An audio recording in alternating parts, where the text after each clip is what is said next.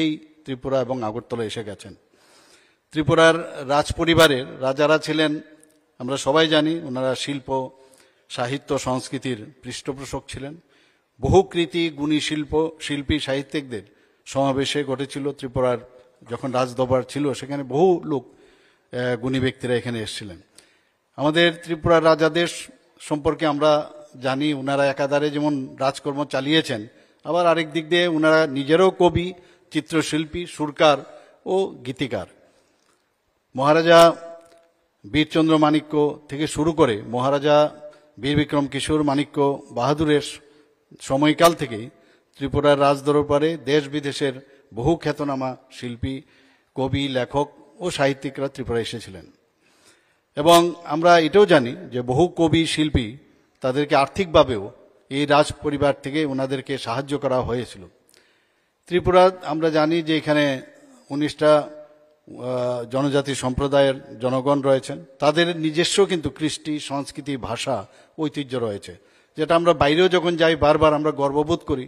এখানে 19টি জনজাতি সম্প্রদায় যেমন আছে, আবার এখানে মণিপুরি, বাংলা, সেই ভাষাও কিন্তু এখানে আছে এবং সেই ভাষাভাষীর লোকও এখানে বাস করে, যেটা আমরা বলি ইউনিটি ইন ডাইভার্সিটি, বৈচিত্র্যের মধ্যে ঐক্য।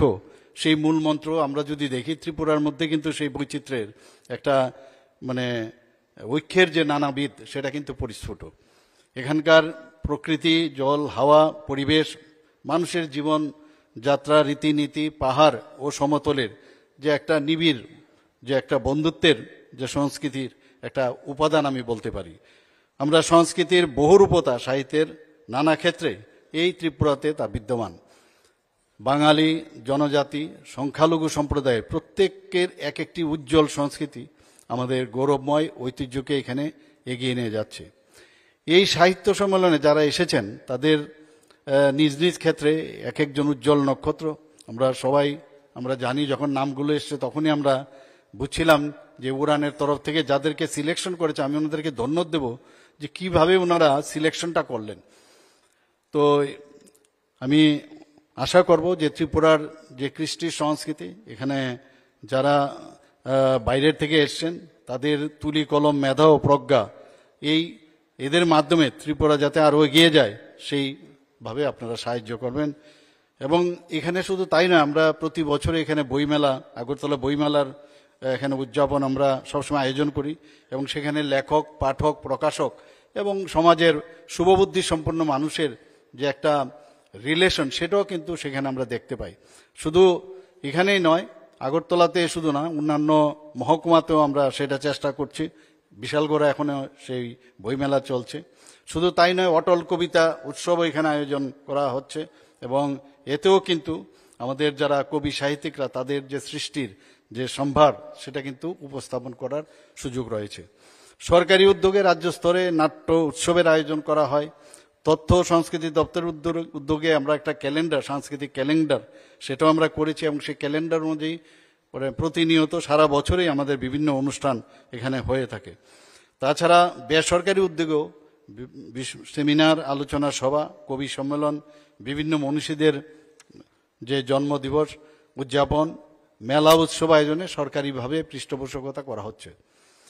আমরা চেষ্টা করছি ত্রিপুরার যাতে সংস্কৃতি আরও বেশি উর্বর হয়, সেই দিক দিয়ে কিন্তু আমরা আমাদের ত্রিপুরা সরকার এবং আইসিএ ডিপার্টমেন্ট থেকে সবসময় চেষ্টা করছি। আমরা জানি যে ত্রিপুরাতে শুধু এইসব যে শিল্পী, সাহিত্যিক বা সমাজের বিভিন্ন ক্ষেত্রে যে এখন পর্যন্ত আমাদের পদ্মশ্রী সম্মানে কিন্তু ভূষিত হয়েছে। এর মধ্যে আমাদের এখানে উপস্থিত আছেন, গত এই বছরেই আমাদের ডক্টর অরুণোদয় শাহ, আপনারা সবাই জানেন, উনি পদ্মশ্রী সম্মান লাভ করেছেন।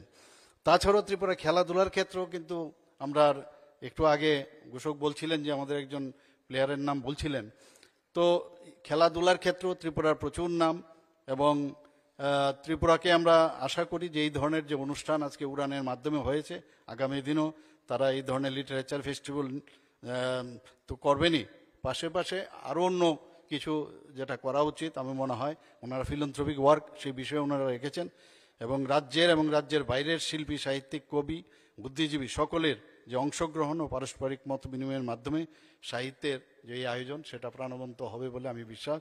সবাইকে এখানে উপস্থিত থাকার জন্য হার্দিক অভিনন্দন ও শুভেচ্ছা জানিয়ে আমার বক্তব্য শেষ করছি। জয় হিন্দ। অনেক অনেক ধন্যবাদ, অনেক কৃতজ্ঞতা এবং আন্তরিক প্রণাম মহাশয়। অনেক ধন্যবাদ, আপনি আমাদের এই আয়োজনে সামিল হয়েছেন। প্রধান অতিথি এবং উদ্বোধকের ভাষণ আমরা সবাই মিলে শুনলাম। এবারে অনুরোধ করব শ্রী